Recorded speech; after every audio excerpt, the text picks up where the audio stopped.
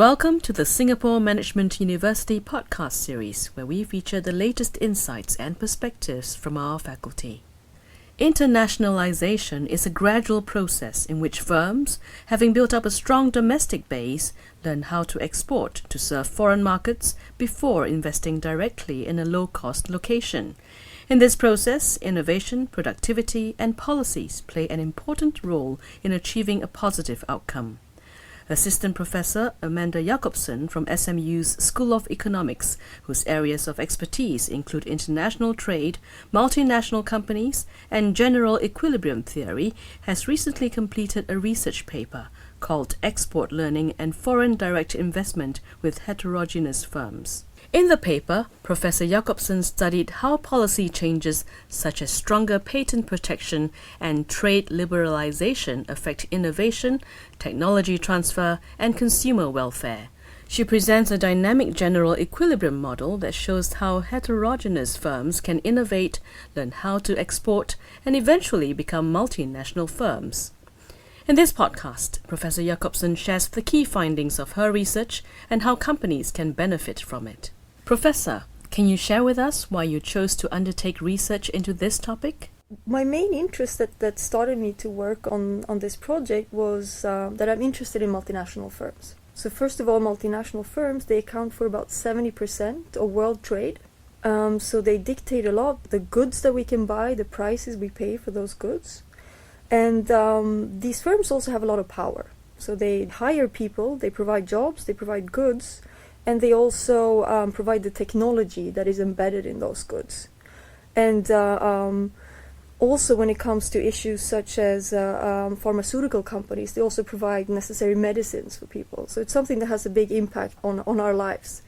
And since they produce in many different countries, it's a challenge both for economics but also for the politics of countries. You know, what happens to local competitors, which rules applies to these companies. In your research, you came up with a dynamic general equilibrium model. Can you explain the purpose of this model? Yes, so in economics, we build models. So there's something called a partial equilibrium model, which tries to capture only a part of a market, for example, for just one good. What a general equilibrium model is that it's a model of a whole economy. So you have different goods, you can even have different industries, you have a labor market, you have an asset market. So what you do in that kind of model is that you look at how, for example, the price of a good is going to affect workers producing the good, workers buying the good, how it affects the value of the firm, etc. So I'm interested in seeing how multinational firms affect a country as a whole, how it affects consumers' welfare, how it affects innovation, how it affects technology spreading from one country to another. And for that, I need to build a model of the whole economy.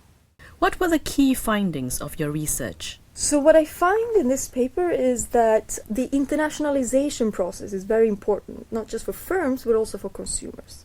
And what I mean by this internationalization process is how a product goes from being innovated and sold in one country to being sold to many different countries and then eventually being produced in other countries as well. So we have to think about consumers that first of all they get access to new goods when they are being exported and produced in different countries.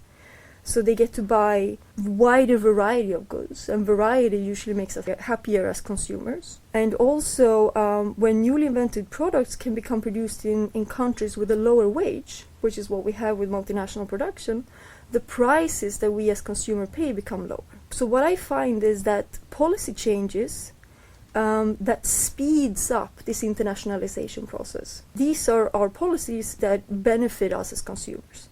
So for one key result that I find is that stronger intellectual property rights protection in developing countries. This is one of those policies that speeds up this internationalization process. So, when a multinational firm finds that their product doesn't so easily become imitated, they're more willing to put production in that country. And another key issue that I find is that when this internationalization process is faster, when it's speeding up, it means that in the innovating country, when you move production to another country, it frees up labor resources so workers can move into innovation instead of being stuck in, so to speak, production. So this benefits consumers worldwide because then with more innovation we get access to more new products. What lessons can companies in Singapore draw from your research? Singapore is a small country, right? So accessing foreign markets is key for a small country. But something that is important is that it takes time to learn how to access a new market via exports. You need to set up a distribution network, and eventually if you want to move production to that country, you have to learn how to adapt production to that market or that country. And this is something that takes time, and it also requires labor to do so. It's important for firms to invest this time and invest this labor in setting up this distribution network and eventually adapt production to other countries. I think one key aspect that I want to highlight is that what actually matters for the market that you choose for your product. And again, something that I find is that the strength of intellectual property rights in that market is key for the high-tech firms. For example, for biotech firms, which is a big industry for Singapore. And it's even more so important when you decide which country you want to put up a factory in. So it's not just about finding a place that has low wages and the right skill of the workers. It's also about finding a country that has a favorable environment for multinational production. And intellectual property rights protection is key in that aspect, because especially as a biotech firm, you're afraid of having your product being imitated by another firm. What suggestions do you have for companies in Singapore to become more innovative and productive so that they can learn to become exporters first before eventually set up operations overseas? A key finding from my research is that firms innovate more when they can focus less on production. So when production is located in another country, you can use the labor that used to work in production, and you can move that labor into innovative activities instead.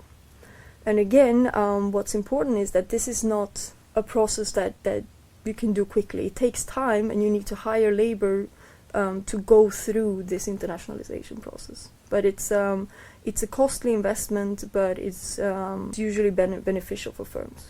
Thank you, Professor. Thank you.